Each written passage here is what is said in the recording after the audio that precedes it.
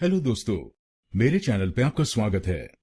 इस शब्द को ज्यादातर लोग भारत में गलत बोलते हैं, जैसे होमोजीनियस। आइए सीखते हैं इसकी सही प्रोनाउंसिएशन। इसकी सही प्रोनाउंसिएशन है होमोजेनस। होमोजेनस। इस शब्द में 4 शब्दांश हैं। पहला शब्दांश है HO, दूसरा शब्दांश है MOG, तीसरा शब्दांश है E और आखिरी शब्दांश है NOUS। पहले शब्दांश को यानी HO हम बोलेंगे ह। ह। गलत प्रोनाउंसिएशन में हम इस शब्दांश को बोलते हैं हो।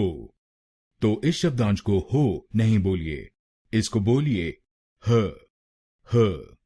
दूसरे शब्दांश को यानी MOG को बोलेंगे मौज। मौज। तीसरे शब्दांश को यानी E हम बोलेंगे अ। और आखिरी शब्दांश को यानी NOUS हम बोलेंगे नस। नस। तो बनेगा होमोजेनस। होमोजेनस। ह मौज अ नस। ह मौज अ नस। होमोजेनस। होमोजेनस। और आपको दूसरे शब्दांश पर यानी MOG पर जोर डालना है। होमोजेनस। होमोजेनस। गलत प्रोनाउंसिएशन में हम GEN अक्षरों पे जोर डालते हैं। होमोजीनियस।